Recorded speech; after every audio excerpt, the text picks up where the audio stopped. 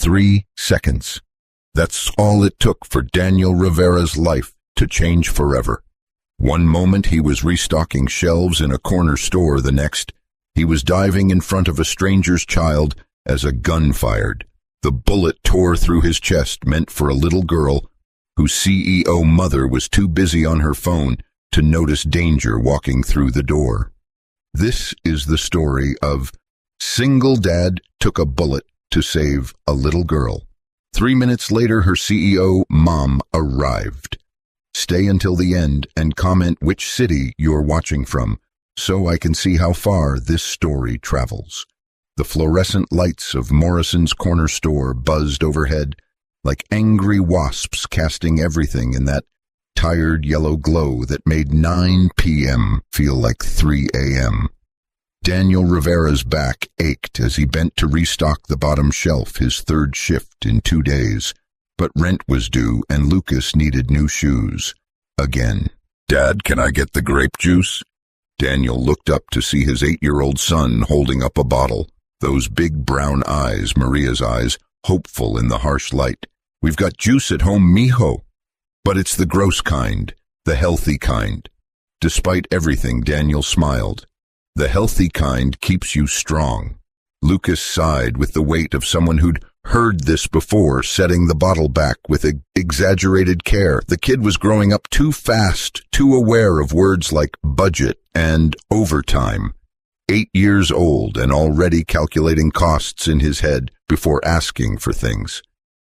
"Tell you what," Daniel said, ruffling his son's hair. "Finish your homework in the break room and maybe we'll swing by the park on the way home. 10 minutes on the swings." Lucas's face lit up. "Really? Really? Now go. I've got 20 more minutes here, then we're out." The boy practically skipped toward the back, his worn sneakers squeaking on the linoleum.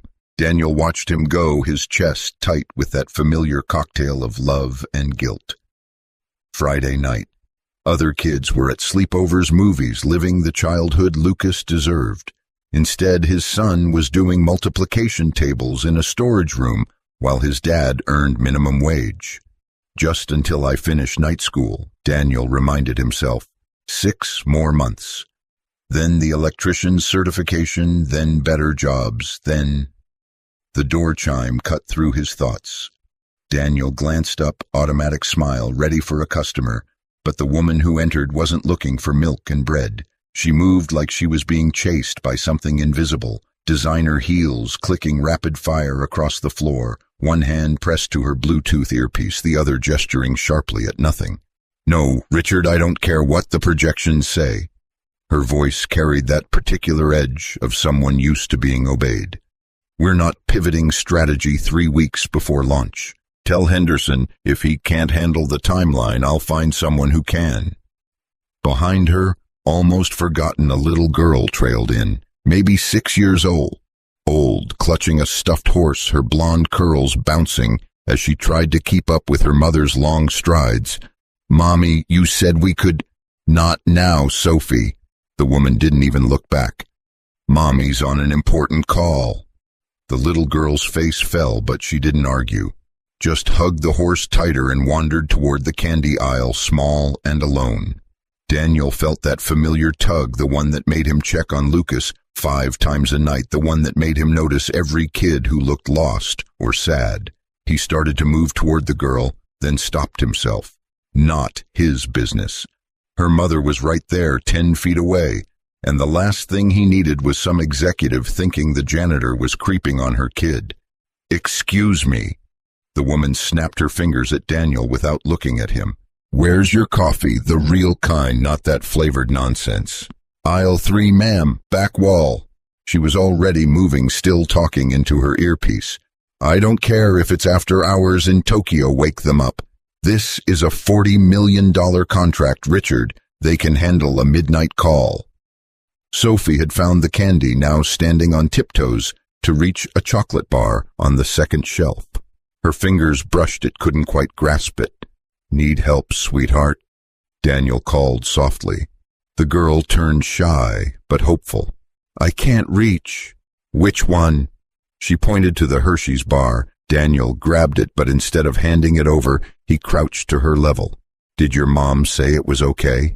Sophie's face scrunched up, thinking hard. Then, with devastating honesty, "She's not really listening right now." Something in Daniel's chest cracked. He knew that look, the one Lucas wore sometimes when he thought Daniel was too tired to play, too stressed to hear about school. The look of a kid learning to make herself small. "Tell you what," Daniel said gently. "Hold on to it, and when your mom's done with her call, ask her then, deal?" "Okay." Sophie clutched the chocolate bar like treasure, then tilted her head. "What's your name?" "Daniel." "What's yours?" "Sophie Isabella Grant."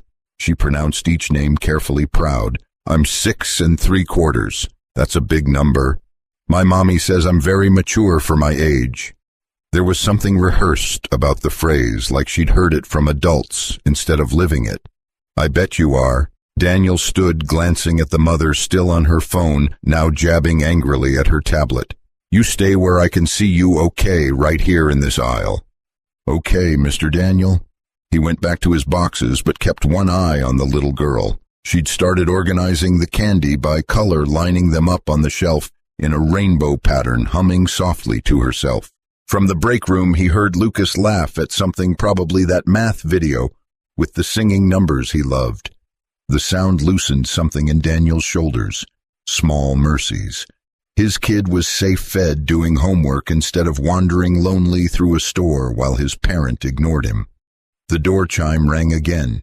2 men entered. Later, Daniel would remember thinking how wrong they looked, too tense, moving too deliberately, hands shoved deep in their jacket pockets in a way that wasn't natural. But in the moment, he was focused on his boxes, mentally calculating whether he could finish before Mrs. Morrison came to close up. The taller man moved to the counter. "Register, now, Mrs. Morrison, 63. Grandmother of 5, always brought Daniel leftover dinner, froze her hand halfway to the lottery ticket dispenser. "I said now." The man's hand came out of his pocket. Gun, black metal, dull in the fluorescent light. Everything slowed down. Daniel's training from his 6 months in the Army Reserve kicked in before his brain caught up, assess, calculate, act. The woman with the Bluetooth was still on her phone, oblivious, facing away from the counter. Sophie was in aisle 2, humming, arranging candy. Lucas was in the back room, safe, hidden, please. "God, stay there." Mrs. Morrison had her hands up, shaking, reaching for the register with trembling fingers. The second man, shorter, jittery, wrong energy, was scanning the store. His eyes landed on Sophie. "Hey, kid. Yeah, you. Come here." Sophie looked up, confused. "I said come here." His hand was in his pocket, too. "Now, or I swear, leave her alone." The words came out of Daniel before he could stop them. Both men turned. The jittery one laughed sharp and mean. "Oh, we got a hero here. You work here, hero. Just restocking. Take what you want from the register. Nobody needs to get hurt." "That's real smart." The tall one kept his gun on Mrs. Morrison. "See, I like smart. Smart means everyone goes home. So be smart, shut up, and stay down." Daniel's mind raced. The woman with the phone was finally lowering it, finally registering what was happening, her face going white. Sophie had stopped humming. "Mommy," the little girl's voice was so small. "Sophie, baby, don't move. I told the kid to come here." The jittery man moved toward aisle 2, and Daniel saw it, the outline of a gun in his pocket. His hand wrapped around it. Every instinct screamed wrong. The man was too amped, too unstable. His pupils were blown wide, drugs, rage, fear, maybe all 3. This wasn't just a robbery. This was about to go sideways. "Please," the mother, Isabella, he'd heard Sophie say, stepped forward, hands up. "Please. She's just a baby. Take my purse, my phone, anything." "I don't want your purse." The jittery man was almost at the aisle now. "I want everyone to listen, everyone to do what I say. Nobody thinks they're special." Sophie started crying. "Shut that kid up." The tall man's gun swung toward the aisle, and Daniel moved. He didn't think about Lucas needing a father, didn't think about his own survival, didn't think about anything except that little girl's face, so small, so scared, so much like Lucas on his worst nightmares. 3 steps. That's all it took to put himself between the gun and Sophie. "Don't!" Isabella's scream. The jittery man's hand came out of his pocket. "Get away from her!" He was yelling wild, the gun waving. "I said get away." "Okay." Daniel's hands went up, slow, steady. Training, keep calm, de-escalate. "Okay, I'm backing up. See niece and slow." But he wasn't backing up. He was shifting, angling his body, making himself the bigger target, the obvious threat. Drawing fire away from a 6-year-old who still clutched a chocolate bar in one hand and a stuffed horse in the other. "You think you're tough?" Spit flew from the man's mouth. His hand shook violently. "You think you're some kind of hero?" "No." Daniel's voice stayed level. "I think you're scared. I think something went wrong, and now you're in deeper than you planned. But you don't want to hurt anyone. I can see it." For 1 second, one impossible second, something flickered in the man's eyes. Something almost human. Then the tall one shouted from the counter, "Cops are coming! Someone hit the alarm!" Everything shattered. The jittery man's face twisted. The gun came up, centered, not on Daniel, on Sophie. "No witnesses!" Daniel lunged. The world exploded in sound and fire and impact. He felt it, the bullet punching through his chest, just below his left shoulder. Felt his body hit the floor. Sophie underneath him, safe, screaming, but safe. Felt something wet and warm spreading across his shirt. Lucas, he thought suddenly, crystal clear. Lucas needs me. Voices screaming, running feet. Oh God, someone call 911. That was Mrs. Morrison. "You shot him." "What did you do?" The tall man panicking. He jumped in front. "I didn't mean..." "We gotta go now." More running. The door chime. Silence except for someone sobbing. Daniel couldn't move, couldn't breathe right. The ceiling tiles blurred above him, those water-stained squares he'd stared at every shift for 6 months. Sir, can you hear me?" A woman's face swam into view. Isabella. Her makeup was running, hands pressed against his chest, trying to stop the bleeding. "Stay with me, please. The ambulance is coming. Just stay with me." "Sophie," he managed. She's okay because of you. Sophie, baby, stay back." "Dad, Lucas, oh no, mijo." Daniel tried to turn his head, but pain lanced through him. Then his son was there, kneeling beside him, eyes huge and terrified. "Dad, you're bleeding. Why are you bleeding?" "It's okay." The lie tasted like copper. "I'm okay, buddy." "You're not okay." Lucas was crying now, 8 years old, and crying in a way he hadn't since Maria died. "You're hurt bad, Dad. Hey." Daniel forced his eyes to focus, forced strength into his voice he didn't feel. "Remember what I taught you about being brave. Being brave means doing the right thing even when you're scared." "That's right." Daniel's hand found his son's, squeezed. "I did the right thing. But you're bleeding, and you're being brave right now. So brave, mijo, just like Mom would want." Isabella was still pressing on his chest, her designer blouse soaked red. "The ambulance is 2 minutes out. 2 minutes, just hold on. Your daughter." Daniel looked at her. "She okay?" "Yes." Isabella's voice cracked. "Yes, she's..." "God, you saved her. You don't even know us, and you..." "Any father would have." His vision was getting fuzzy at the edges. "Take care of Lucas. If I don't say that." Lucas gripped his hand harder. "You're gonna be fine. You have to be fine." Sirens. "Close now. Getting closer." Sophie appeared at her mother's shoulder, still clutching that chocolate bar, her face streaked with tears. "Is Mr. Daniel going to die?" "No, baby, no." Isabella pulled her daughter close with one arm, kept pressure on Daniel's wound with the other. "The doctors are coming. They're going to fix him." But Daniel saw the doubt in her eyes, saw her looking at how much blood there was, how his breathing was getting shallow, ragged. The door burst open. Paramedics, uniforms, professional voices cutting through the chaos. "Gunshot wound to the chest, single entry point. Get that kid back, we need room to work." "Lucas," Daniel held onto his son's hand as they tried to pull him away. "Lucas, look at me." His boy's face, Maria's eyes. His own stubborn chin swam into view. "You're the bravest kid I know, whatever happens." "No." Lucas was fighting the woman trying to move him. "Dad, don't leave me, you promised. You promised after Mom you wouldn't leave." The words broke something in Daniel that the bullet hadn't touched. "I'm not leaving. I'm fighting, but you have to be brave too. Okay, you have to." They pulled Lucas away. His son's screams echoed as Daniel felt himself being lifted, strapped down the world, tilting and spinning. Isabella's face appeared above him. She'd left Sophie with Mrs. Morrison and followed the gurney. "I'm riding with him. That's my I'm going with him." "Ma'am, are you family?" Yes, the lie came instantly. "Yes, I am, and his son, someone needs to bring his son." "I'll bring him," Mrs. Morrison called out. "I'll follow right behind." In the ambulance, Isabella crouched beside the gurney, her hand finding Daniel's. Her grip was strong, steady, even though her whole body was shaking. "Why did you do that?" she whispered.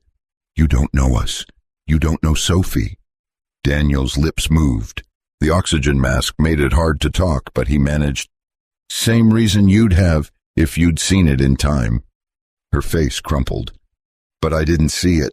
I was on the phone. I was God. I wasn't even looking at her. My own daughter and I wasn't looking." "You're looking now." The paramedic was cutting away Daniel's shirt, shouting vitals, hooking up IVs. The siren wailed overhead. Everything hurt in a way that was somehow distant, like it was happening to someone else. "Don't die!" Isabella's voice cut through the medical jargon, fierce and desperate. "Please, I don't even know your name, and you saved my baby's life, so please, don't die." "Daniel," he breathed. "Daniel Rivera." "Daniel Rivera." She said it like a prayer. "I'm Isabella Grant, and I swear to you, I swear on everything I have, I will not let your son be alone. Whatever happens, I will—" "We're losing him." The paramedics shout, more hands, more pressure, the world going gray at the edges. The last thing Daniel heard before darkness took him was Lucas, crying somewhere behind them, calling for his dad.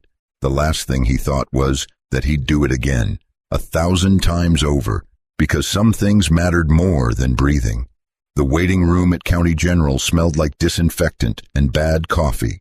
Isabella sat in a plastic chair that had been designed by someone who'd never experienced human anatomy, her blood-soaked blouse hidden under a hospital blanket someone had given her. Across from her, Lucas Rivera sat perfectly still, his small hands folded in his lap, eyes fixed on the door marked "Surgery, Authorized Personnel Only." He hadn't cried since they'd taken his father away, hadn't spoken, just sat there with that terrible stillness that only belonged on children who'd already learned the world could take everything. "Lucas." Isabella's voice came out rough. She'd screamed herself hoarse in the ambulance. "Do you want something to drink I could get you? Is my dad going to die?" The question landed like a slap. Direct, unflinching, 8 years old and already too familiar with loss. Isabella opened her mouth ready to offer empty comfort, the kind of meaningless reassurance she'd perfected in boardrooms. "We're optimistic about the outcome. The preliminary indicators suggest corporate speak, safe, dishonest, but this kid deserved better than her PowerPoint voice." "I don't know," she said instead. "The doctors are doing everything they can." Lucas finally looked at her, his eyes so much like his father's, that same warm brown, were dry but hollow. "That's what they said about my mom, that they were doing everything, and then she died anyway." Isabella's throat closed. Across the waiting room, Mrs. Morrison was filling out paperwork, her hands still shaking. Sophie was curled in a chair beside the vending machines, finally asleep, the stuffed horse tucked under her chin. The chocolate bar, still wrapped, sat on the table next to her. "When?" Isabella asked quietly. 2 years ago. Cancer." Lucas said it matter-of-factly, like he was reporting the weather. "It took 11 months. Dad said she fought really hard." "I'm sorry." "Everyone says that." Not angry, just tired. "It doesn't help." Isabella had no response to that. She'd built an empire on words, on knowing exactly what to say to investors, partners, rivals. But sitting across from this child whose father had taken a bullet meant for her daughter every practiced phrase turned to ash in her mouth. Her phone buzzed. Richard again. 17th call in the last hour. She declined it. You should answer, Lucas said, if it's important. Nothing's more important than this. The boy studied her with unsettling intensity. Dad says you're a CEO. I heard you on the phone. You sounded really important. I thought I was. Isabella looked down at her hands, still stained with Daniel Rivera's blood, even though she'd scrubbed them twice in the bathroom. Turns out I was just loud. What's the difference? Before she could answer, the surgical doors swung open. A doctor emerged, still in scrubs, pulling down her mask. She looked tired in that bone-deep way that meant she'd been fighting hard. Lucas was on his feet before Isabella registered movement. My dad, he's alive. The doctor crouched to Lucas's level, and Isabella saw the deliberate gentleness in the gesture. He's alive, and he's stable. The breath that left Lucas's body was audible. His knees actually buckled, and Isabella moved without thinking, catching him, pulling him against her side as his whole body shook with sobs he'd been holding back for 3 hours. The bullet missed his heart by 2 inches. The doctor continued, speaking to both of them now.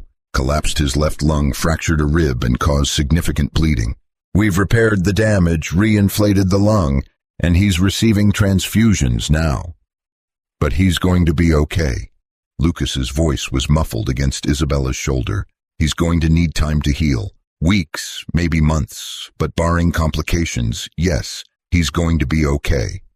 Isabella felt something crack open in her chest. Relief so intense it hurt. This man, she didn't know, this stranger who'd thrown himself in front of a bullet, was going to live. Her daughter would grow up knowing that someone had valued her life more than their own. Lucas wouldn't lose another parent. Can I see him? Lucas pulled back, wiping his eyes with the back of his hand. He's in recovery now. Once he's moved to a room, you can sit with him. But Lucas, the doctor's voice turned serious. He's going to look scary. There are tubes, machines, monitors. He won't be able to talk much. I need you to be ready for that. Lucas straightened his shoulders, and Isabella saw his father in the gesture, that same quiet determination. I can handle it. I handled it with my mom. The doctor's expression softened. I know you did, sweetheart. Your dad's in room 314. Give us about 20 minutes. She left, and Lucas turned to Isabella. For the first time since the store, he really looked at her, took in the blanket hiding her ruined clothes, the mascara streaks on her face, the way her hands wouldn't stop shaking. Thank you for staying, he said softly. Where else would I go? Home. Most people would go home. Isabella glanced at Sophie, still sleeping, oblivious to everything her mother had almost lost tonight. Most people didn't almost lose their child because they were too busy to look up from their phone. It's not your fault. Lucas sounded older than 8. Bad people did a bad thing. That's what Dad always says. Your dad's a good man. The best. No hesitation. Pure certainty. He works 3 jobs so I can stay in my same school. He helps me with homework even when he's so tired he can barely stand. He makes pancakes shaped like dinosaurs on Sundays. Lucas's voice wavered. He's all I have left. Isabella pulled the boy close again, and this time he let her. They sat like that until a nurse came to tell them room 314 was ready. The room was small, dim, filled with the rhythmic beep of monitors. Daniel lay in the bed, his chest wrapped in bandages, an oxygen tube in his nose, IV lines running from both arms. His eyes were closed, his face pale against the white pillow. Lucas froze in the doorway. It's okay, Isabella whispered, said. He's just sleeping. See, his chest is moving. He's breathing. The boy approached slowly, like Daniel might shatter if he moved too fast. When he reached the bedside, his hand hovered over his father's, uncertain. You can touch him, the nurse said gently. Just be careful of the IV. Lucas's small hand wrapped around Daniel's larger one. Dad, it's me. It's Lucas. Can you hear me? For a long moment, nothing. Then Daniel's fingers twitched. His eyes fluttered. Lucas. The word came out slurred, barely audible. I'm here, Dad. I'm right here. Daniel's eyes opened, fully unfocused, but searching. They found his son's face, and something like peace crossed his features. "You okay?" "Am I?" Lucas laughed, the sound caught between relief and disbelief. "Dad, you got shot. I'm supposed to ask if you're okay." "Old habit." Daniel's lips quirked in something almost like a smile. Then his gaze shifted, found Isabella standing in the shadows by the door, the little girl, Sophie. "She's safe." Isabella stepped forward into the light. "She's sleeping in the waiting room, not a scratch on her because of you." Daniel's eyes closed again, exhausted. "Good. That's good." "Mr. Rivera," Isabella had to pause, had to steady her voice. "I don't know how to thank you. You saved my daughter's life. You nearly died." "Didn't, though." His words were getting slower, the pain medication pulling him under. "Still here, still got my boy." "Dad, don't talk." Lucas squeezed his hand. "Just rest. I'll be right here when you wake up." Always so bossy. Daniel's thumb moved against his son's palm. "Just like your mom. You need anything, water, another blanket." "Just you, mijo, just you." Isabella watched them, this father and son, who'd already survived so much, and felt something shift fundamentally in her understanding of the world. 3 hours ago, she'd been on a conference call about quarterly projections. Now she was watching a man who earned minimum wage teach her what wealth actually looked like. A small sound made her turn. Sophie stood in the doorway, Mrs. Morrison behind her, the little girl's eyes wide and frightened. "Mommy, is Mr. Daniel okay?" Isabella went to her, scooped her up, even though Sophie was getting big for it. "He's okay, baby. He's going to be okay." "I was scared." Sophie buried her face in Isabella's neck. "I was so scared, Mommy." I know, sweetheart. I'm sorry. I'm so sorry I wasn't paying attention." "The bad man pointed the gun at me." Sophie's voice was tiny, and Mr. Daniel jumped in front. "He saved me, Mommy." "Why did he save me?" Lucas answered before Isabella could. "Because that's what dads do. They protect people." Sophie lifted her head, looking at the boy across the room. "Even people they don't know, good dads do." The little girl wriggled down from Isabella's arms and crossed to the bed, her steps hesitant. She looked at Daniel, unconscious again, breathing shallow but steady, and then very carefully placed her stuffed horse on the nightstand next to his hand. "What are you doing, Sophie?" Isabella asked. "Mr. Daniel needs to remember." Sophie's voice was solemn, certain. "When he wakes up, he needs to remember that I'm okay, so he won't worry." Lucas stared at the stuffed animal, then at Sophie. "That's your favorite. You take it everywhere. Mr. Daniel needs it more right now." Sophie touched the horse's mane gently. "He can give it back when he's better." Something passed between the two children, an understanding that had nothing to do with words. Loss and fear and hope all tangled together. Mrs. Morrison stepped fully into the room, her eyes red but her voice steady. "Isabella, dear, it's past midnight. These babies need sleep. So do you." "I can't leave." "Yes, you can." The older woman's tone left no room for argument. "Daniel's stable. These children are exhausted. You all need to go home, get cleaned up, get some rest. I'll stay with him tonight." "Mrs. Morrison, you don't have to." "Daniel's worked for me for 6 months." Mrs. Morrison sat heavily in the chair by the bed. "Good worker, never complains, always asks about my grandkids. I'm staying." Lucas looked torn. "But what if he wakes up and I'm not here?" "Then I'll call you immediately." Mrs. Morrison pulled out her phone. "Give me your number, child." "I don't have a phone. I'm 8. Isabella found herself speaking before thinking. "Give her mine. Any change, any worry at all, you call me. I'll bring Lucas right back." Mrs. Morrison studied her with sharp eyes. "You planning on taking the boy home with you?" Isabella hadn't planned anything, hadn't thought past the next breath. "Unless there's somewhere else he should go. Family." "Dad's parents are dead," Lucas said quietly. "And Mom's family didn't approve of Dad, so we don't really talk to them." The casual way he said it, like families cutting off children, was normal, made Isabella's hands clench. Then you'll come with us, she said firmly. Sophie and I have plenty of room. You can shower, eat something, sleep in an actual bed. Just for tonight. Lucas looked uncertain. I don't want to be a bother. You're not a bother. You're a child whose father just got shot saving my daughter. The least I can do is make sure you're safe and fed. The boy wavered, glancing at his father's still form, then at the stuffed horse on the nightstand. Finally, he nodded. Isabella's penthouse was 40 minutes away, in the part of the city where doormen wore white gloves, and the lobby had a Chagall on the wall. Lucas said nothing during the drive, just pressed his face against the window and watched the streets change from the shabby neighborhoods he knew to glass towers and perfect landscaping. When they pulled into the underground garage, his eyes went wide. You live here, I do. It looks like a hotel. Sophie, half asleep in her car seat, mumbled, It kind of is. Everything's really clean and nobody ever plays in the hallways. Isabella felt that observation like a knife between her ribs. The elevator rode smoothly to the 32nd floor. The doors opened directly into her apartment. 4,000 square feet of designer furniture, original art, and floor-to-ceiling windows overlooking the city lights. Lucas stepped out slowly, his worn sneakers silent on the marble floors. He turned in a circle, taking it all in, and Isabella suddenly saw it through his eyes, the vast emptiness of it, the perfection that had nothing to do with living and everything to do with appearing successful.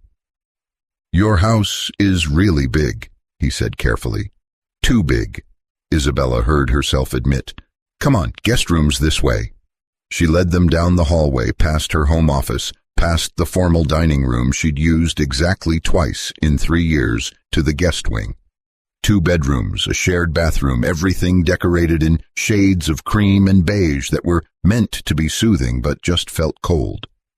Sophie, baby, your room's across the hall. Can you brush your teeth and get ready for bed? But I want to stay with Lucas. Sophie. It's okay, Lucas said quietly. She can stay, if you don't mind. After what happened, she's probably scared to be alone. Isabella looked at this 8-year-old boy, showing more emotional intelligence than she'd managed in years, and nodded. Okay, but teeth first, both of you. While the children got ready for bed, Isabella stood in her own bathroom and stared at herself in the mirror. Her reflection was a stranger makeup, streaked hair, wild, expensive blouse, completely ruined by another person's blood. She stripped it off, threw it in the trash, and stepped into the shower. The water ran red at first, Daniel Rivera's blood swirling down the drain, and Isabella braced her hands against the tiles and let herself break. She cried for the bullet that could have killed her daughter, for the man who'd thrown himself in front of it without hesitation, for the boy who'd already lost too much and almost lost everything tonight, for the realization that she'd been so consumed by conference calls and contracts that she'd stopped seeing what mattered. By the time she got out, her eyes were swollen, but her hands had stopped shaking. She found both children in Lucas's bed, Sophie already asleep with her head on Lucas's shoulder. The boy was still awake, staring at the ceiling. Can't sleep, Isabella asked softly from the doorway. Keeps replaying, the gun, the sound, Dad falling. Lucas's voice was flat. Does that ever stop the replaying? Isabella thought about the last 2 years, conference rooms and airport lounges, 14-hour days, and sleeping 4 hours a night, anything to avoid being home, being alone with her thoughts after Sophie's father left. I don't know, she admitted, but I do know it helps to talk about it. Dad says talking is for therapists. Your dad sounds stubborn. That got a small smile. He is, but he's also really brave. The bravest person I've ever met. Isabella sat on the edge of the bed. Lucas, I need you to know what happened tonight, what your father did. I'm going to spend the rest of my life trying to find a way to thank him properly. You don't have to do that. Yes, I do. My daughter is alive because your father nearly died. That's not a debt I can ever repay, but I can try. Lucas studied her with those 2 old eyes. He wouldn't want you to feel like you owe him. Dad doesn't think like that. He just does what's right. Then I'll do what's right too, starting with making sure you both have everything you need while he recovers." The boy's expression turned wary. "We don't need charity." "It's not charity, it's gratitude." Isabella kept her voice gentle. "Your dad is going to need help. The doctor said weeks, maybe months. How was he planning to pay rent while he can't work?" Lucas's face went tight. "We'll figure it out. We always do." "I know you will, but you don't have to, not this time." The boy looked away, his jaw working. "Dad's really proud. He won't like people helping." "Then we'll call it something else. We'll call it friendship, or payback, or whatever makes him feel better about accepting it." Isabella reached out, hesitated, then squeezed Lucas's shoulder. "But I'm not letting you and your father struggle alone, not after what he did." Lucas was quiet for a long moment, then voice barely above a whisper. "I'm scared. I keep pretending I'm okay, but I'm really scared. What if something goes wrong? What if there's complications? What if I lose him too?" Isabella pulled the boy into a hug, feeling him shake against her. This child who'd been trying so hard to be strong, finally letting himself be 8 years old and terrified. "Then we'll face it together," she promised. "You, me, Sophie, your dad when he's better. Nobody's alone in this. Not anymore." She held him while he cried, and across the bed Sophie stirred in her sleep, reaching out until her small hand found Lucas's. The three of them sat like that until Lucas finally drifted off exhausted, still holding on to both of them like they might disappear. Isabella stayed until she was sure both children were deeply asleep. Then she went to her office and pulled out her laptop. 3 emails to her assistant: clear tomorrow's schedule, find the best recovery specialist in the city, and get details on Daniel Rivera's current employment and living situation.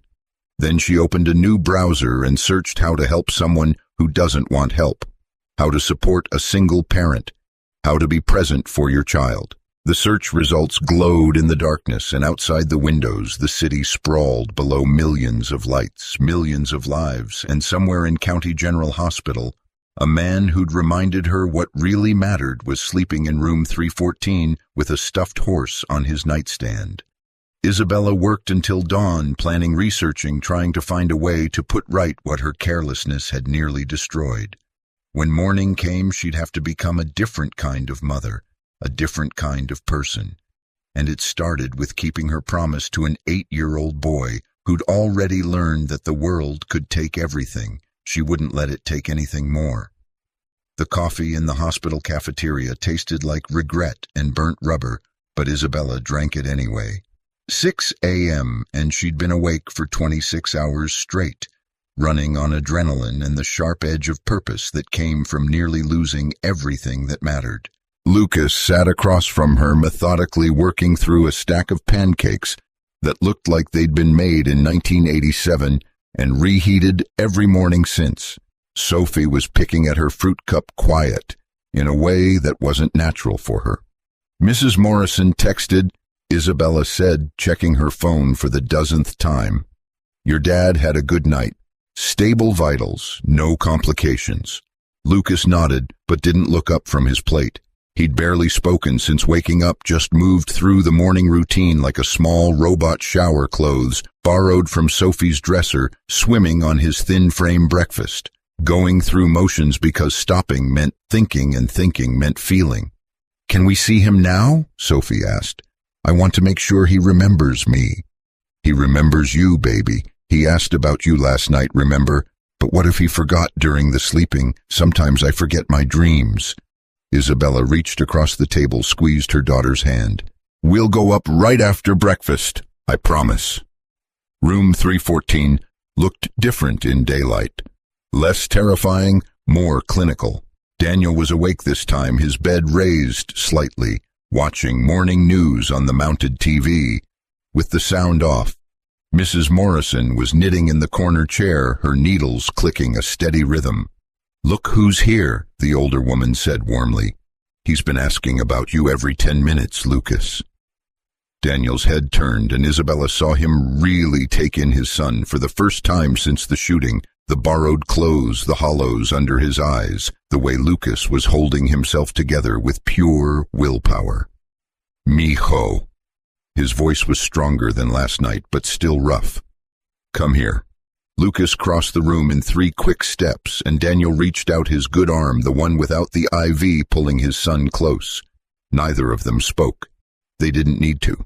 Sophie hung back, suddenly shy, clutching Isabella's hand. "Hey there, Sophie." Daniel's eyes found her over Lucas's shoulder. "You okay?" The little girl nodded. "Are you okay?" "Been better, been worse." He managed a small smile. "Thanks for the horse. I've been taking good care of him." Sophie's face lit up. She pulled away from Isabella and approached the bed carefully, like Daniel was made of glass. "His name is Thunder. He's very brave. I can tell. Must be why you left him here. Figured I could use some of that bravery." "Exactly." Sophie touched Thunder's mane where it sat on the nightstand. "When you're all better, you can give him back, but not before, okay? He needs to make sure you heal properly. Deal." Isabella watched this exchange, her daughter and the man who'd saved her life both treating this stuffed animal like it mattered more than anything, and felt something shift in her chest. This is what she'd been missing. This connection that wasn't transactional relationships, that weren't all about leverage or quarterly returns. "Mr. Rivera," she started, but he cut her off. "Daniel, please. Mr. Rivera was my father, and we didn't get along." "Daniel, then." She moved closer to the bed. "How are you feeling, really?" He glanced at the kids, then back at her. "Like I got shot, but the doctors say I'm lucky. 2 inches to the right, and we'd be having a very different conversation." "Don't." The word came out sharper than Isabella intended. "Don't joke about that." "Who's joking?" But his expression softened. "Sorry. Gallows humor. Bad habit." Mrs. Morrison stood gathering her knitting. "I'm going to take these 2 down to the gift shop. Let you adults talk." She herded both children toward the door, despite their protests. Come on, I saw stuffed animals down there. Let's get Thunder some friends." Once they were gone, silence filled the room. Daniel studied Isabella with those steady brown eyes, taking in her designer jeans and cashmere sweater, the Cartier watch on her wrist, the everything about her that screamed different world. "Where'd Lucas sleep last night?" he asked, finally. "Guest room at my place. Both kids did." His jaw tightened. "You didn't have to do that."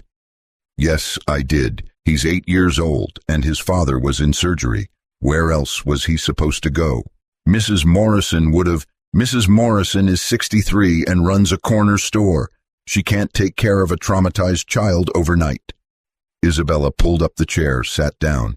"Daniel, you saved my daughter's life. The absolute least I can do is make sure your son is safe and fed while you recover. We're not a charity case. I never said you were." "Didn't have to." His voice stayed level, but she heard the edge underneath. "I know how this looks. Working class guy gets shot rich. Lady swoops in to save the day. Great story, very heartwarming. But we've been managing fine for 2 years, and we'll keep managing." Isabella took a breath, choosing her words carefully. "The doctor said you can't work for at least 2 months, probably longer. I'll figure something out." "How?" She kept her tone gentle but direct. "Savings, disability, family." Daniel's silence was answer enough. "I looked you up," Isabella admitted. "I hope that doesn't make me terrible, but I needed to know. 3 jobs, janitor at Morrison's, weekend maintenance at the elementary school, and night stock at the warehouse on Fridays. Rent on a 1-bedroom in Riverside for $900 a month. No family support. No safety net. You had no right."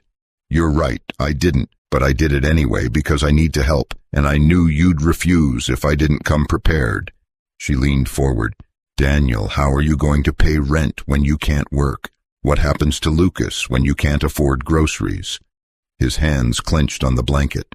"I said we'll manage, and I'm saying you don't have to. Not alone." "Why do you care?" The question came out raw. "You don't know us. Your daughter's safe. You can go back to your fancy apartment and your CEO life and feel good about yourself for visiting the hero janitor a few times." The words should have stung, but Isabella understood the fear behind them. Pride was all some people had left when everything else got taken away. "You want to know why I care?" She met his eyes. "Because 30 seconds. That's how long it would have taken me to look up from my phone and see my daughter wandering away. 30 seconds to be an actual parent instead of closing one more deal. But I didn't. I was too important, too busy, too convinced that my work mattered more than watching my child in a public place." Her voice cracked. "And because you didn't make that choice, my little girl is alive. A stranger loved her more in one moment than I'd shown her in months. So yes, I care. I care because you gave me a second chance I don't deserve, and the only way I can even begin to earn it is by making sure you and Lucas don't suffer for your decency." Daniel was quiet for a long moment. When he spoke, his voice was tired.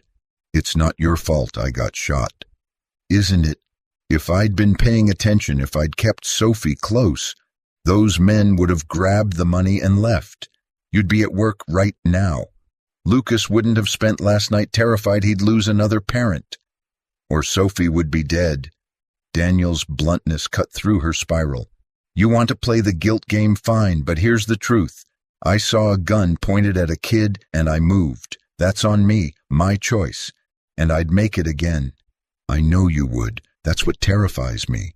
Isabella's hands twisted together. "You have a son who needs you, and you almost died protecting someone else's child. Any father would have." "No." She shook her head firmly. "Most people would have frozen, would have hidden, would have thought about their own kid first. You didn't hesitate. That makes you either incredibly brave or incredibly reckless, and either way, Lucas almost lost you. But he didn't. This time." The machines beeped steadily in the silence that followed. Outside the window, the city was waking up, traffic building, people heading to jobs, normal life continuing, while inside this room, two strangers tried to navigate the aftermath of violence. "What do you want from me?" Daniel asked finally. "Really? Let me help. Rent, groceries, medical bills, whatever you need while you heal." "I can't accept that." "Why not?" "Because I don't take handouts. It's not a handout. It's payback for saving my daughter's life." "You can't buy your guilt away." The accusation landed hard, but Isabella didn't flinch. "You're right, I can't, but I can make sure the man who saved her doesn't lose his home because he was decent. Is your pride really worth making Lucas suffer?" "Don't." Daniel's voice went cold. "Don't use my son against me." "I'm not using him. I'm asking you to think about him. What happens when you get evicted because you couldn't make rent? When you can't afford his school supplies or his shoes or his food? You think that's going to make him feel better about what you did? We'll figure it out." "How many times are you going to say that like it's magic words?" Isabella stood, frustration bleeding through her control. "Daniel, I run a Fortune 500 company. I negotiate billion-dollar deals. I know when someone's bluffing and you have no plan. You're hoping something will work out because admitting you need help feels like failure. You don't know anything about me. Then tell me I'm wrong. Tell me you have savings hidden away. Tell me you have family who'll step up, or friends who can cover 2 months of expenses, or some ace up your sleeve I don't know about." She waited. "Tell me you have options that don't involve choosing between medicine and food." Daniel looked away, and Isabella saw the exact moment his defenses cracked. "The shooting made the news," he said quietly. "Local hero saves child near-death sacrifice, all that garbage. My landlord called this morning, said with all the attention he's worried about, security issues and media presence, gave me 30 days to vacate." Isabella's hands curled into fists. "He can't do that." "He can and did. Month-to-month lease, no cause needed in this state." Daniel's laugh was bitter. "So you're right. I don't have a plan. I've got 30 days to find a new place while I can't work, can't drive, and can barely stand without help. Great position to be in." The door opened.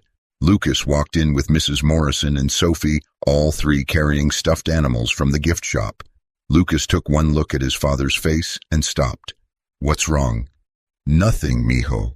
Daniel tried to smile. "Just tired." "You're lying." Lucas set down his new teddy bear. "You always rub your temples when you lie. What happened?" Daniel and Isabella exchanged glances. Finally, Daniel sighed. "We have to move out of the apartment. Landlord's call." Lucas went very still. "When 30 days. But you can't work. You can't even walk right. How are we supposed to—" The boy's voice rose, panic creeping in. "Dad, where are we going to go? I'll figure it out." "Stop saying that." Lucas's composure finally shattered. "You always say you'll figure it out, and you always do, but you're hurt. You almost died. You can't fix everything this time." "Lucas, we're going to be homeless, aren't we?" Tears streamed down the boy's face. "We're going to lose everything, like after Mom died, and I'm going to have to switch schools again, and you're going to work yourself to death trying to keep us okay. And I can't lose you too, Dad. I can't." Daniel tried to get up, grimaced in pain, and Lucas broke completely. The 8-year-old who'd been so strong, so brave, so adult, crumbled into terrified sobs. Isabella moved without thinking. She pulled Lucas into her arms, held him while he shook, and looked at Daniel over his head. "I have a guest house," she said. "On my property. 2 bedrooms, full kitchen, completely private. It's been empty for a year." "No." But Daniel's refusal was weaker now, watching his son fall apart. "It's just sitting there, not being used. You'd be doing me a favor. Honestly, the place needs someone to keep it from getting stale." "Isabella, 2 months. That's what the doctor said for recovery. 2 months in the guest house, rent-free while you heal. Then you go back to work, save up, find a new place. A chance to get back on your feet without losing everything in the process. I can't accept that." "Why?" She held Lucas tighter. "Give me one good reason that isn't pride." "It's not about pride. Then what? What's more important than keeping your son safe and housed while you recover?" Lucas pulled back from Isabella, wiping his eyes. He looked at his father with devastating clarity. "It's not a handout, Dad," he said, voice still shaking but determined. "It's a chance." Daniel stared at his son, at this boy who'd already lost his mother, already learned that life was unfair and hard and unforgiving, who'd spent last night thinking he might lose his father too, who was begging for help because he understood what Daniel refused to accept, that sometimes strength meant knowing when you couldn't do it alone. "Lucas," Daniel's voice broke. "Please, Dad, just this once. Please let someone help us." The silence stretched. Isabella saw the war playing out on Daniel's face. Pride versus love, independence versus survival, the man he wanted to be versus the father Lucas needed. Finally, he looked at Isabella. "Just until I can work again. 2 months maximum." 2 months, she agreed, "and I pay you back. Every cent of rent I would have paid, every dollar of groceries, all of it, soon as I'm on my feet, if that's what you need." "It is." Daniel's jaw set. "I don't want charity. I want a loan, a chance to recover without destroying my son's life, but I'm paying you back." "Deal." Lucas launched himself at the bed, wrapping his arms carefully around his father's shoulders. "Thank you. Thank you, Dad." Daniel held his son with his good arm, eyes closed, and Isabella saw a tear slip down his cheek. "You okay, Mr. Daniel?" Sophie had been watching quietly, but now she approached the bed. "You're crying." "Sometimes grown-ups cry when they're relieved, sweetheart," Daniel said hoarsely. "These are good tears." "Oh." Sophie considered this. "Mommy cries like that sometimes, usually at night when she thinks I'm asleep." Isabella's breath caught. She hadn't realized her daughter knew. "Your mommy's very strong," Daniel said, looking at Isabella with understanding. "Being strong doesn't mean never crying. It means crying and still showing up the next day." "Is that what you do?" Sophie asked. "I try." Daniel's thumb brushed over Lucas's hair. That's all any of us can do. Try. Mrs. Morrison dabbed her eyes with a tissue. Well, this got emotional fast. I'm going to get more coffee before I start bawling in front of everyone. She left, and the four of them sat in the hospital room, a CEO and a janitor, an 8-year-old who'd grown up too fast, and a 6-year-old learning what sacrifice meant. The strangest family that never should have happened, thrown together by violence and held together by something that felt suspiciously like grace. When can he come home? Lucas asked Isabella. To the guest house, I mean. Whenever the doctors clear him, could be a few days. I want to help get it ready. Can I? I'm good at cleaning. Dad taught me. Of course you can. We'll make sure everything's perfect. Sophie tugged on Lucas's sleeve. Can we decorate, make it pretty? I don't know if your mom wants us messing up her nice house. It's not messing up, Isabella interrupted. It's making it a home. Do whatever you want. Paint the walls if it makes you happy. Daniel laughed, actually laughed, wincing when it pulled at his stitches. You're going to regret saying that when they paint everything neon green. Neon green sounds perfect. Over the next hour, they talked logistics. Isabella would have her assistant arrange the move, what little there was to move from Daniel's apartment. Lucas would stay with her and Sophie until Daniel was released. Mrs. Morrison would coordinate with the hospital on discharge plans. It was practical, orderly, the kind of planning Isabella excelled at.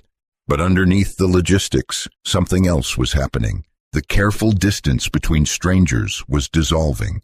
Lucas started calling her Isabella instead of ma'am. Sophie insisted on reading to Daniel from her favorite book. When the nurse came to check vitals, she found all four of them laughing at something Lucas had said, the tension finally broken. This is nice, the nurse said, smiling. Family visiting time is so important for recovery. Nobody corrected her. That afternoon, Isabella took the kids to Daniel's apartment to pack. The building was exactly what she'd expected, run-down, barely safe, the kind of place people lived when they had no other options. The apartment itself was spotless but heartbreakingly sparse. One bedroom for Lucas, a couch that pulled out for Daniel, thrift store furniture, a kitchen stocked with generic brands and careful rationing, but the walls told a different story. Photos everywhere, Daniel and Lucas at the park. Lucas's school achievements, birthday celebrations with homemade cake, drawings taped to the fridge, a calendar with Lucas's activities written in careful block letters, every inch of space used to prove that love mattered more than money. Lucas moved through the rooms quickly, efficiently packing clothes and books and the few toys he owned. He worked like someone who'd done this before, and Isabella remembered they'd moved after Maria died, lost their house, started over with nothing. This one's important, Lucas said, holding up a framed photo. Maria laughing, holding a newborn Lucas. Mom's parents wanted it back after she died, but Dad said no, it's ours. It's beautiful. Your mom looks happy. She was. Dad says she smiled all the time, even when she was sick. Lucas wrapped the frame carefully in a towel. I try to remember her happy. It's what Dad would want. Sophie wandered over, studying the photo. She's pretty, like a princess. She was a nurse, helped people get better. Lucas's voice was matter-of-fact, but his hands were gentle with the frame. Dad says I have her gift for making people feel safe. You do, Isabella said softly.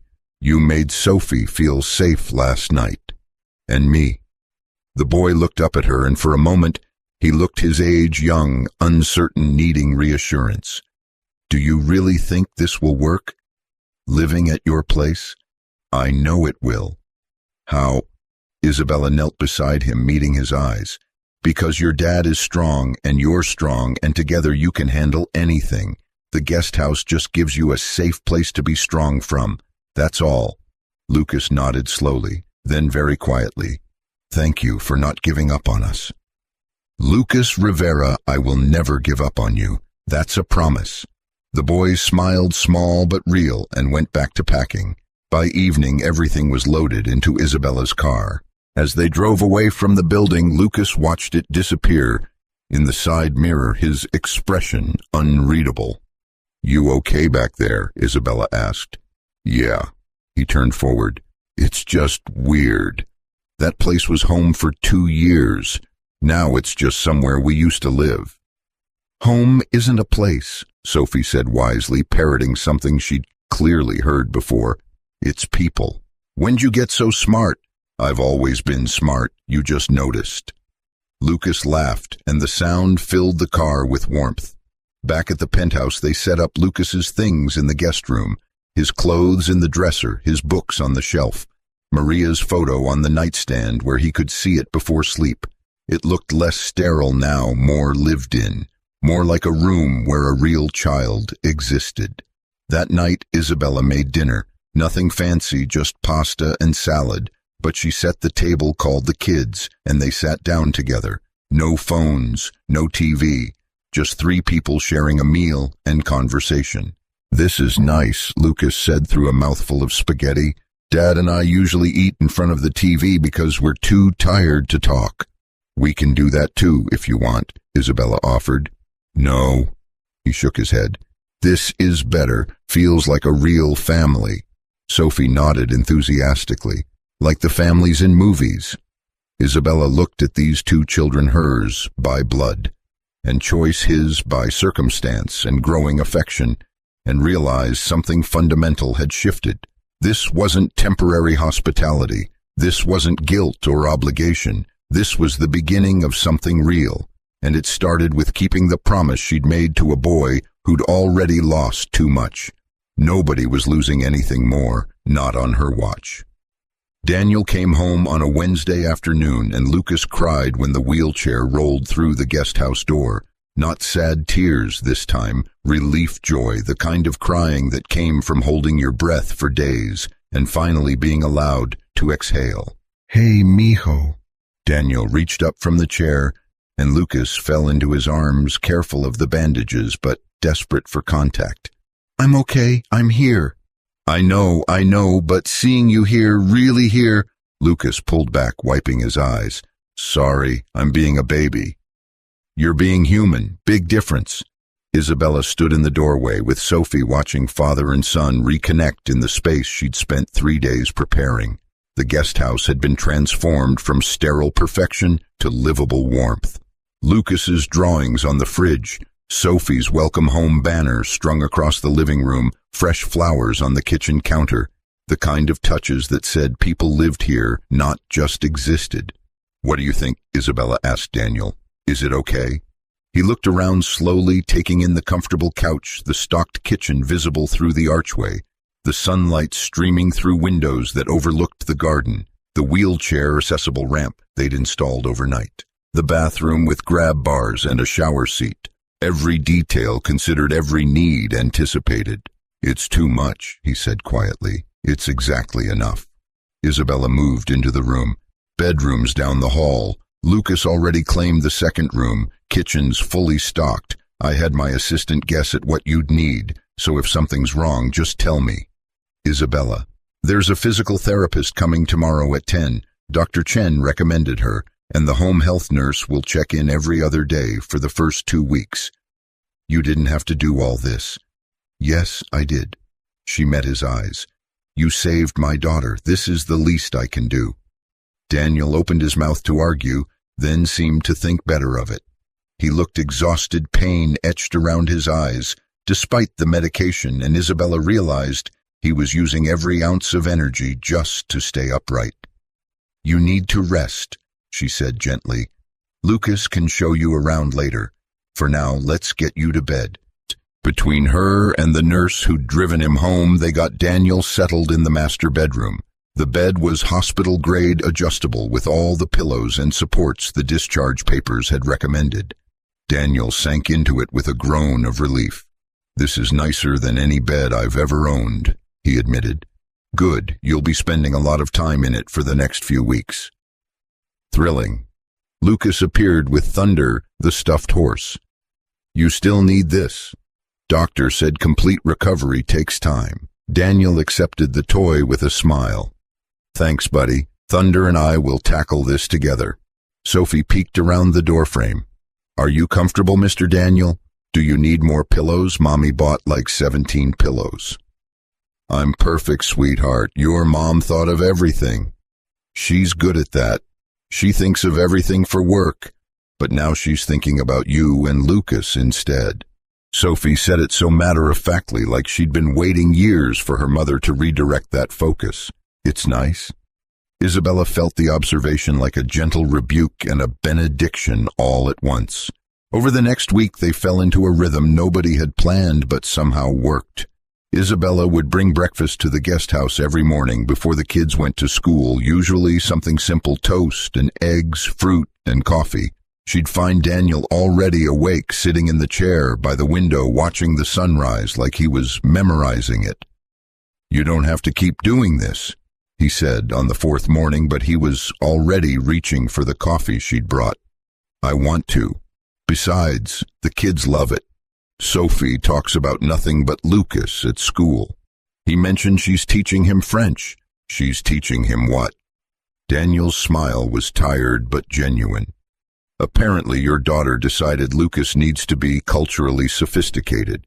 They spend an hour after homework each day with flashcards." "That sounds like Sophie. She gets fixated on projects." "Lucas doesn't mind, says it's nice having a little sister." Daniel's voice caught slightly. He's always wanted siblings.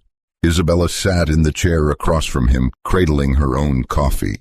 "And you, how are you really doing?" "Honestly, I'm going stir-crazy. Can't work, can't drive, can barely walk without help. I'm not built for sitting still." "That's what the physical therapy is for." "The physical therapy is torture disguised as health care." But he was smiling. "That woman is a sadist. That woman is getting you back on your feet." "I know." He rotated his shoulder, carefully testing the range of motion. "She's good, just doesn't believe in coddling." "Neither do you, from what I've seen." Daniel looked at her, then really looked. "You've been here every morning, every single morning for a week. Don't you have a company to run?" "I do. I'm running it from home more now. Turns out most of what I thought required my physical presence actually doesn't." Isabella traced the rim of her cup. "Turns out I was using work as an excuse to avoid being present anywhere else." "That's a big realization. I have a lot of those lately, usually around 3 a.m. when I can't sleep." "Join the club. Turns out getting shot gives you insomnia." Daniel's attempt at humor fell flat. "Sorry, dark joke." "You're allowed dark jokes. You're allowed whatever helps you process this." They sat in comfortable silence, watching the sun climb higher. From the main house, they could hear the kids laughing. Sophie was trying to teach Lucas a French song, and he was deliberately mispronouncing words to make her giggle. "They're good together," Daniel observed. "They are. Lucas is so patient with her. He's had practice. Used to read to his mom when she was too tired from chemo. Got good at making people smile when things were hard." Isabella's throat tightened. "He shouldn't have had to learn that so young." "No, but he did, and now he's this incredibly empathetic kid because of it." Daniel's expression was complicated pride and pain mixed together. "I just wish he could have kept being a regular kid a little longer." "He's still a kid. He's just also wise beyond his years. Like someone else I know." Daniel glanced at Sophie through the window. "Your daughter sees a lot more than you think." "I'm learning that. She told Lucas you cry at night." Isabella flinched. She wasn't supposed to know that. Kids know everything. They're like tiny detectives. Daniel's voice softened. "You okay, really?"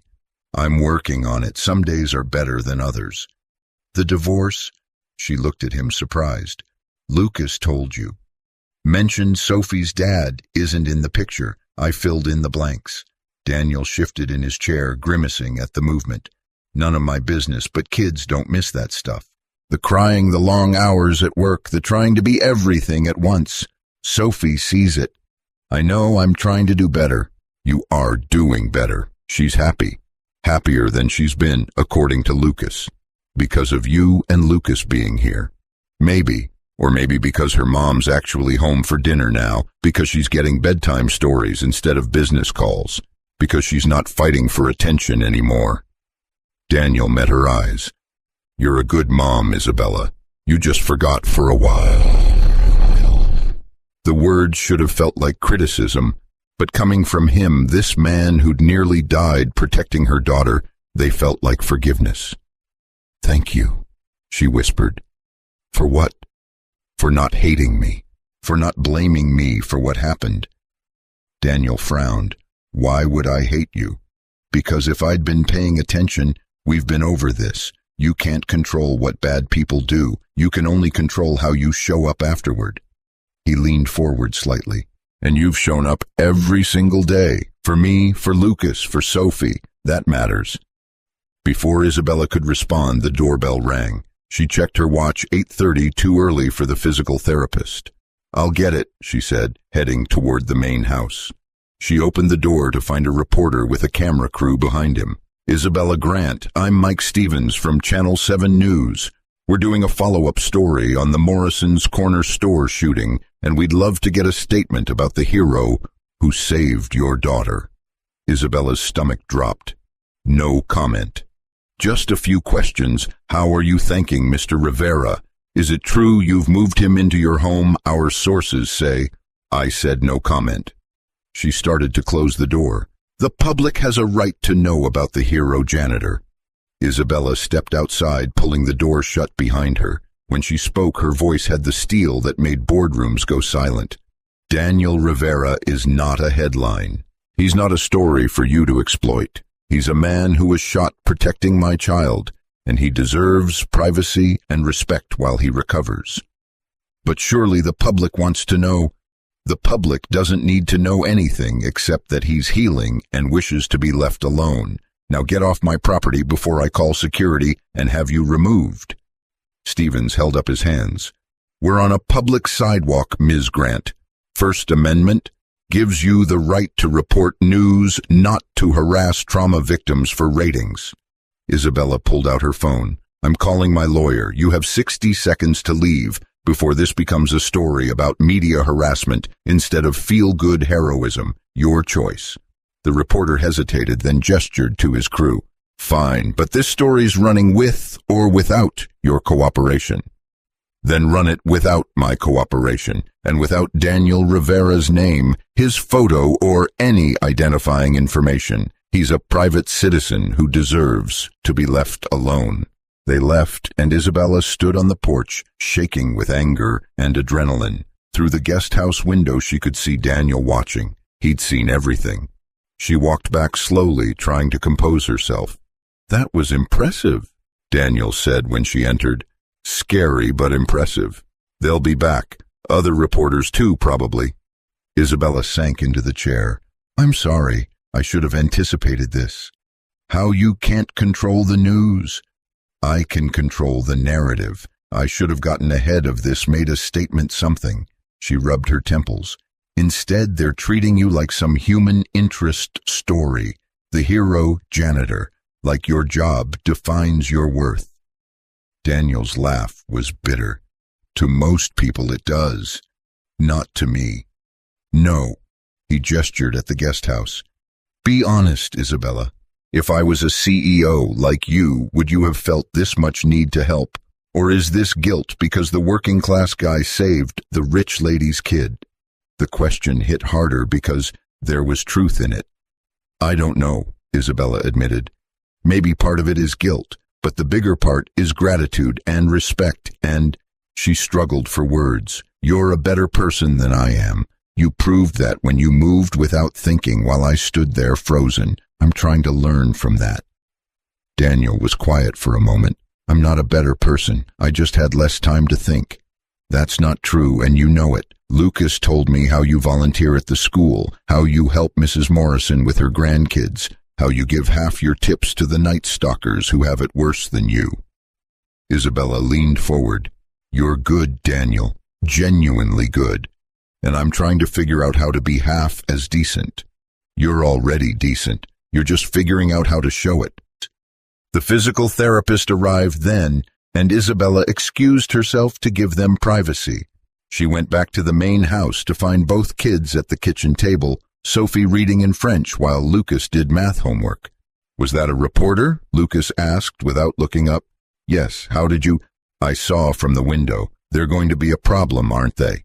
The kid was too perceptive. I'll handle it. Dad won't want people knowing where we live. He hates attention. I know. I'll make sure they respect that. Lucas finally looked up, his expression far too adult. Thank you for protecting him out there. He'd never protect himself, but you did. Always, Isabella promised. That afternoon, while Daniel rested and the kids played in the garden, Isabella called her head of PR.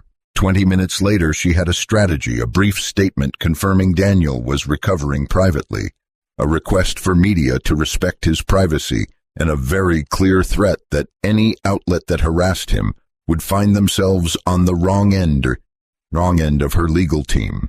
It mostly worked. Mostly. But a few persistent reporters still showed up, camping outside the gates trying to get photos.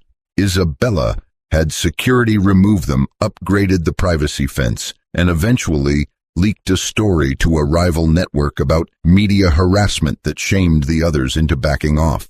Through it all, Daniel watched from the guest house, equal parts impressed and uncomfortable. You didn't have to go to war for us, he said one evening when she brought dinner over. Yes, I did.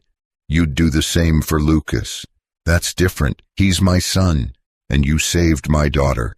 That makes you family. The words slipped out before Isabella could stop it.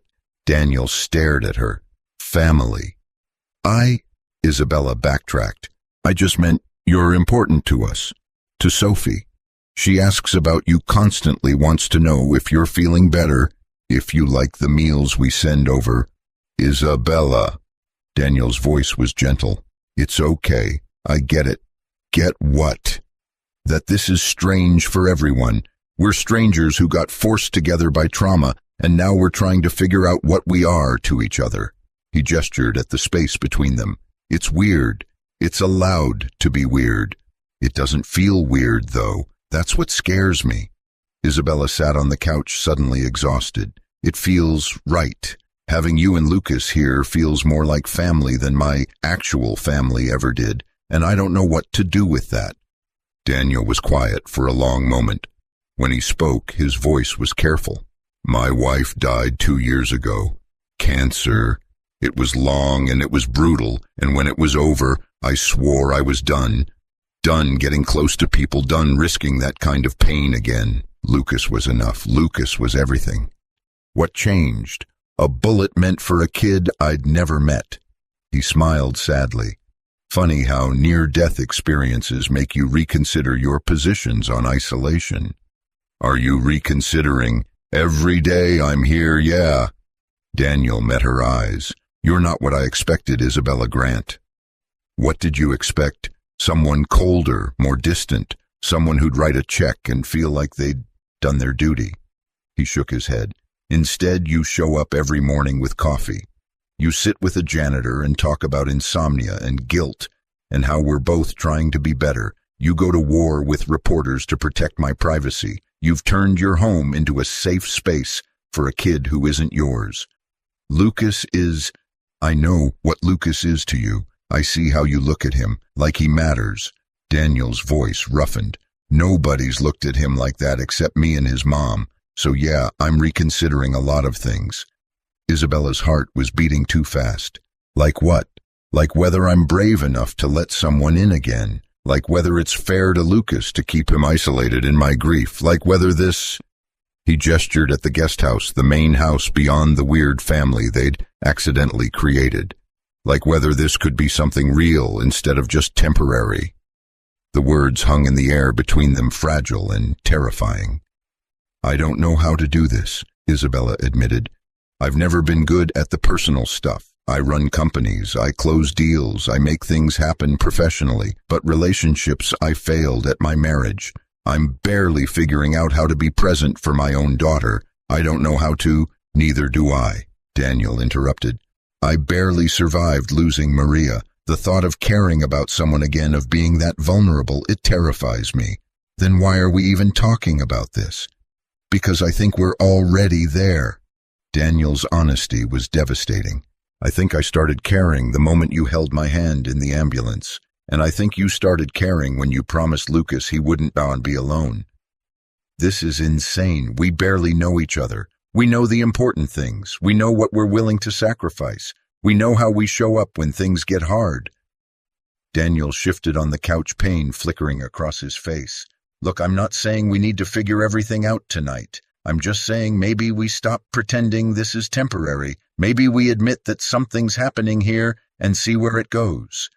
And if it doesn't work, then it doesn't work. But at least we tried. At least we were brave enough to believe in something good. From the main house, they heard the kids laughing. Sophie had apparently convinced Lucas to play dress-up, and he was going along with it because that's who he was. Patient, kind, good. He deserves better than uncertainty, Isabella said. He deserves to see his dad happy. Really happy, not just functioning. Daniel's eyes found hers. And I think you could make me happy. You already are in ways I wasn't expecting. I'm a mess, Daniel. I work too much. I overthink everything. I have trust issues from the divorce and control issues from growing up poor, and I'm a widowed janitor with PTSD from a shooting and a son who's seen too much pain. We're both messes. Daniel smiled, and it transformed his tired face into something lighter. But maybe we can be messes together. Maybe that's better than being messes alone. Isabella wanted to argue, wanted to list all the reasons this was a terrible idea, wanted to protect herself from the possibility of more pain. But looking at Daniel, this man who'd thrown himself in front of a bullet, who loved his son with quiet ferocity, who saw through her walls and liked what he found underneath, she couldn't. Okay, she said softly. Okay, we stop pretending this is temporary. We see where it goes. We're brave enough to try. Daniel's smile widened. Yeah, but slowly. No pressure, no expectations, just seeing what this is. I can do slow. And we tell the kids. Nothing happens that confuses them or makes them feel uncertain. Agreed. And if it doesn't work, then we figure it out like adults, and we make sure Lucas and Sophie are okay first. Daniel reached across the space between them, and Isabella met him halfway, their hands clasped warm and certain. But I have a feeling it's going to work. Why? Because I'm looking at you right now, and all I can think is that I want to be brave enough to deserve you, and I think you're thinking the same thing about me. His thumb brushed over her knuckles. That's a pretty good foundation. Isabella felt tears prick her eyes. When did you get so wise?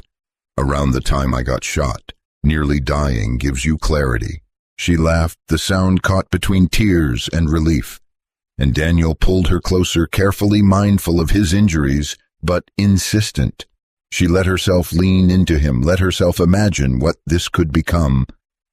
I'm scared, she whispered. Me too. But I'm doing it anyway. That's what brave means. Daniel pressed a kiss to her temple, gentle and sweet. Doing it scared. They sat like that until the kids came looking for them, and when Sophie and Lucas found them on the couch together, holding hands, like it was the most natural thing in the world, both children just smiled, like they'd known all along, like they'd been waiting for the adults to catch up. And maybe they had been.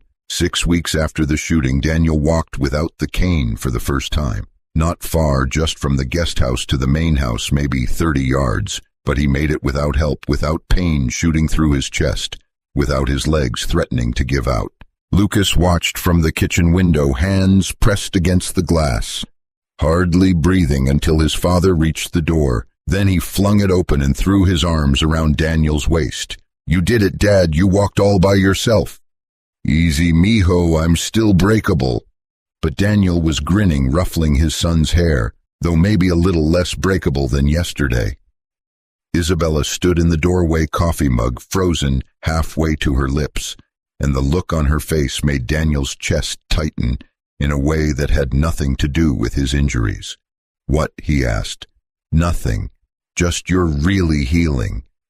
That was always the plan. I know, but seeing it happen, she set down her mug. It makes it real, that you're going to be okay. Sophie bounded down the stairs in her school uniform, backpack bouncing. She saw Daniel and squealed. "You're walking. Does this mean you can teach me to ride a bike now?" "Sophie, Mr. Daniel just started walking again," Isabella began. "Actually," Daniel interrupted, "bike riding sounds perfect. Low impact, good exercise. Your mom has those training wheels in the garage, right? You don't have to." "I want to. Besides, I made a promise." He looked at Sophie seriously. "And I always keep my promises." That afternoon, while Lucas did homework and Isabella pretended to work from her home office, Daniel spent an hour in the driveway teaching Sophie to balance on two wheels. He couldn't run alongside her yet, couldn't catch her if she fell, but he could offer steady encouragement and celebrate every small victory. "You're doing it, Sophie. Keep pedaling." "I'm scared." "Scared is okay. Brave is doing it anyway."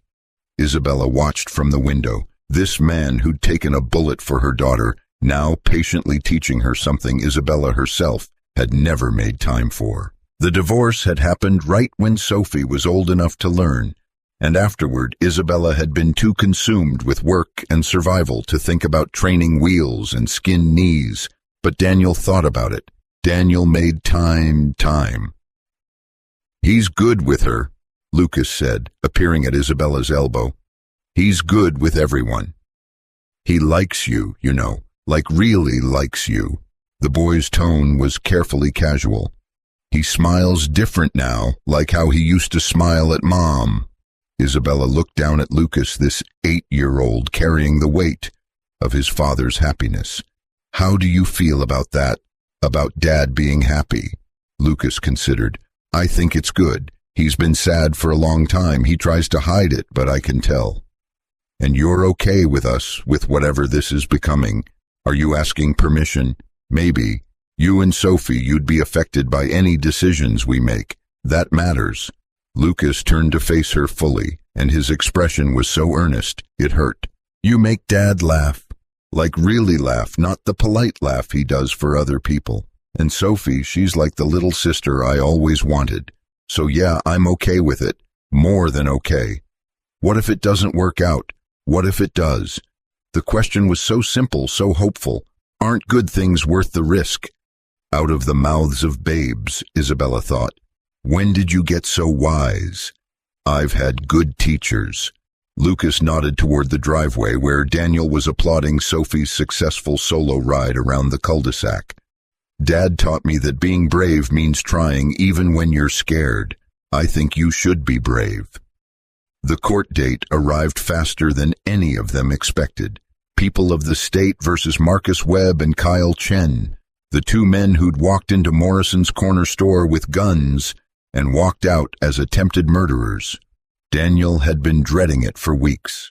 The prosecutor had prepared him, explained what to expect, but nothing could quite ready him for walking into that courthouse with cameras waiting and reporters shouting questions. "Mr. Rivera, how are you feeling? Do you have a statement for the defendants? Is it true you're living with the woman whose daughter you saved?" Daniel's jaw tightened, and he started to respond, but Isabella appeared at his side like she'd materialized from thin air. She was dressed in a sharp navy suit that screamed power, and when she took his arm, the gesture was both protective and possessive. "Mr. Rivera has no comment. Please respect his privacy." She guided him through the crowd, and Daniel let her grateful for the shield she provided. Behind them, Mrs. Morrison followed with Lucas, who kept his head down and his hand tight in the older woman's grip. Inside the courtroom, reality settled heavy. The defendants sat at their table, Marcus tall and impassive, Kyle fidgeting and pale. Both avoided looking at Daniel. The prosecutor, a woman named Sarah Chen with sharp eyes and a sharper suit, approached them during the recess. "You ready, Mr. Rivera?" "As I'll ever be." "Just tell the truth. Tell them what happened. That's all you need to do." When they called Daniel to the stand, his legs felt unsteady for reasons that had nothing to do with his injuries. Isabella squeezed his hand once before he stood, and Lucas gave him a thumbs up from the gallery. The bailiff swore him in. Daniel sat. The prosecutor approached. "Mr. Rivera, Can you tell us what happened on the evening of September 15th? Daniel took a breath and began. He walked them through the ordinary evening, restocking shelves. Lucas in the back room, the woman on her phone, the little girl wandering. He described the moment the men entered, the gun appearing, the terrible understanding that someone was about to get hurt. And when Mr. Chen pointed his weapon at Sophie Grant, "What did you do?" "I moved between them." "Why?" "Because she was a child, because someone had to." "Did you think about your own safety, your own son?" Daniel's throat tightened. "Not in that moment. I just saw a gun pointed at a 6-year-old, and I reacted." "What happened next?" "I tried to de-escalate, told them to take what they wanted and leave, but Mr. Chen was agitated, unstable. When the alarm went off and they realized police were coming, Daniel paused. "He aimed at Sophie, said something about no witnesses, and I jumped in front of her." "You deliberately put yourself in the line of fire." "Yes. For a child you didn't know. For a child who deserved to live." Daniel looked directly at the jury. "I have a son the same age. If Lucas had been standing there instead of Sophie, I'd want someone to protect him, so I protected her. It's what any decent person would do." The defense attorney tried to poke holes in his testimony. During cross-examination, suggested Daniel had been aggressive, had escalated the situation, but the security footage didn't lie. It showed Daniel backing away, hands up, making himself the target only when Kyle's gun swung toward Sophie. When they played the footage in court, the grainy black and white showing the moment, Daniel lunged the flash of the gun, his body crumpling. Lucas made a small sound. Isabella pulled him close, covering his eyes, but the boy had already seen his father fall once. He didn't need to see it again. Daniel left the stand shaking. The prosecutor patted his shoulder. "You did great. The jury saw who you are. I just want this over. Soon. Closing arguments tomorrow, then deliberation." Outside, Daniel found Isabella and Lucas waiting. His son threw himself forward and Daniel caught him, held him tight. "I'm okay, mijo. I'm right here. That video seeing you get shot, I know. I'm sorry you had to see that." Daniel pulled back, cupping Lucas's face. "But I'm here. I'm okay. And those men are going to pay for what they did." "They should pay forever," Lucas said fiercely. "They almost took you away from me." "But they didn't. I kept my promise. Remember, I came home." They drove back in silence. Lucas pressed against Daniel's side in the back seat, Isabella's eyes meeting his in the rearview mirror. When they got home, Sophie was waiting with Mrs. Morrison, and she launched herself at Daniel with a relief that suggested she'd been worried, despite being too young to attend court. "You're back. I was scared you'd have to stay at the scary court building." "Nope, I'm right here." Daniel scooped her up carefully, mindful of his healing ribs. "And I heard from a little bird that you lost a tooth today." Sophie's eyes went wide. "How did you know?" "Dads know everything. It's our superpower. Even dads who aren't technically my dad." The question was innocent, curious, but it landed like a bomb. Daniel glanced at Isabella, who'd gone very still. "Especially those dads," he said carefully. "Because we choose to care. That makes it even more special." Sophie considered this, then nodded like it made perfect sense. "Okay, then you should know I put it under my pillow for the tooth fairy." "Good plan. I bet the tooth fairy will be very impressed." That night, after the kids were asleep, Daniel found Isabella on the back porch. She was staring at the garden arms wrapped around herself, despite the warm evening.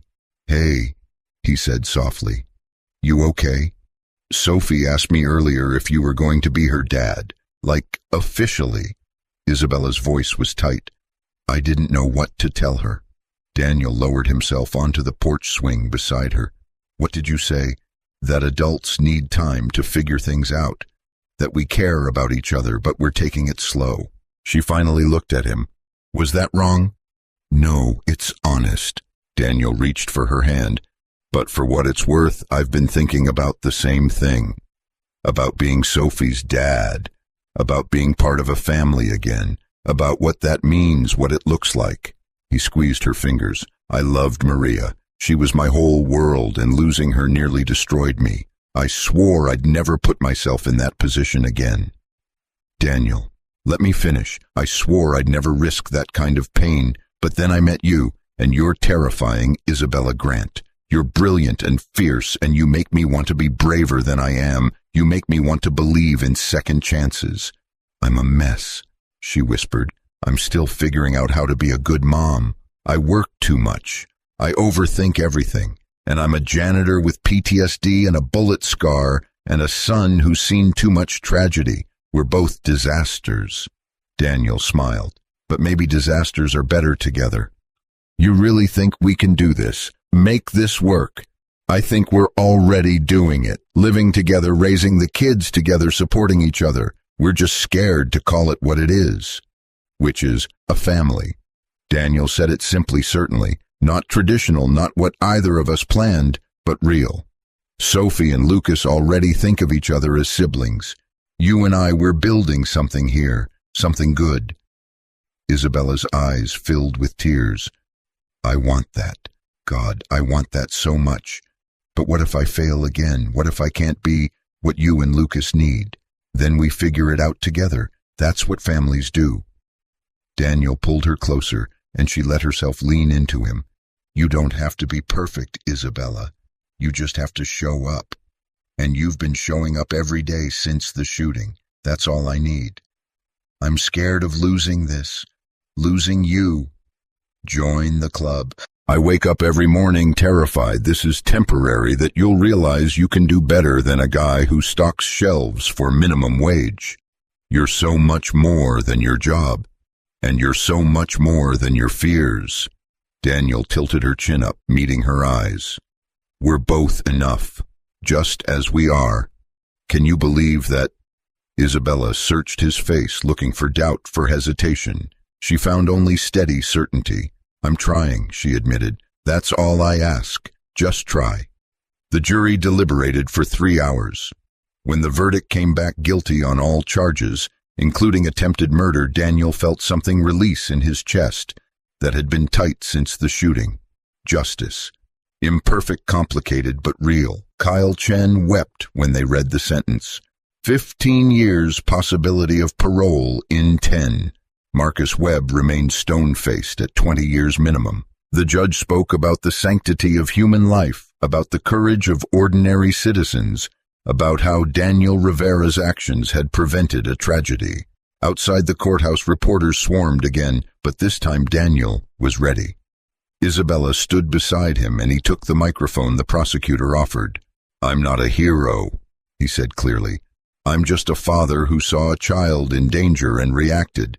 Anyone would have done the same. Do you forgive the men who shot you? A reporter called out. Daniel paused, considering. I'm working on it, for my own peace, not theirs. They'll serve their time. I'm focused on moving forward. Is it true you're involved with Ms. Grant? My personal life is private, but I will say this. The Grant family has shown my son and me incredible kindness during my recovery. I'm grateful for their support. Isabella's hand found his, a subtle statement that said more than words could. They drove home together, all 4 of them, Daniel and Isabella. In front, Lucas and Sophie, and back, already arguing about what movie to watch that night. It felt ordinary domestic right. That evening, while Isabella cooked dinner and Daniel set the table, the kids disappeared upstairs. They returned half an hour later carrying a large piece of poster board covered in crayon drawings. We made something, Sophie announced, for the fridge. She held it up proudly. 4 stick figures stood under a sun holding hands in a rainbow of colors. Labels in Lucas's careful handwriting identified them. Dad, Isabella, Lucas, Sophie. And across the top, in Sophie's shakier script, our family.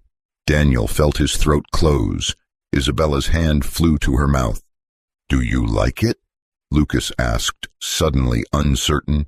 We wanted to make it official, Sophie added, that we're a family now, all of us together. Daniel crouched to their level, pulling both kids into a hug. I love it. It's perfect. Can we really be a family? Lucas asked quietly. Even though we're not all related by blood. Family isn't about blood, Isabella said, joining them on the floor. It's about who shows up, who cares, who chooses to stay.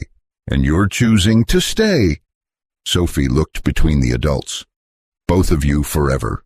Daniel and Isabella exchanged glances. They hadn't talked about forever, hadn't made any formal commitments. But looking at these kids so hopeful, so ready to believe in happy endings, Daniel knew what his answer was. Forever sounds pretty good to me, he said. Me too. Isabella agreed, her voice thick with emotion. Both kids cheered, and the drawing went on the fridge with ceremony, held in place by magnets that spelled out love. They ate dinner together, laughing and talking over each other, and for the first time in 2 years, Daniel felt something he'd thought he'd lost forever.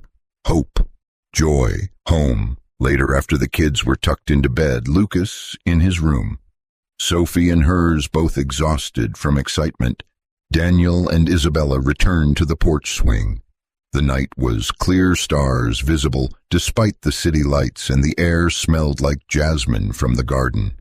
This is crazy, Isabella said. 2 months ago, I didn't know you existed. Now I can't imagine life without you and Lucas. Crazy's just another word for brave, Daniel murmured. We're being brave.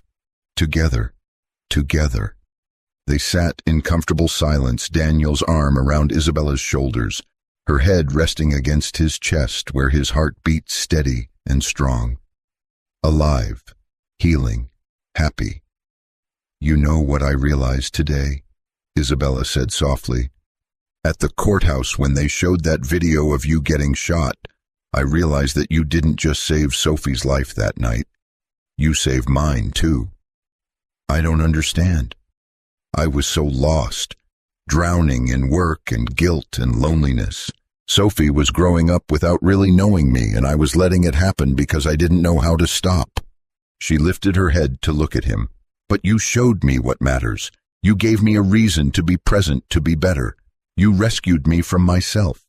Daniel cupped her face gently. Then we rescued each other, because I was drowning too, in grief and isolation and the weight of trying to be everything for Lucas. You gave me permission to need someone again, to want something more than just survival. What do you want now?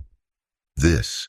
Daniel gestured at the house, the garden, the life they'd built in these weeks together. You, me, the kids, Sunday pancakes and homework help, and teaching Sophie to ride bikes. The ordinary, beautiful stuff. That's all I want. That's all? He smiled.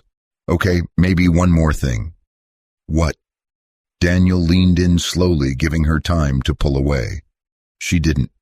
Their lips met, gentle and sweet, a promise and a beginning all at once.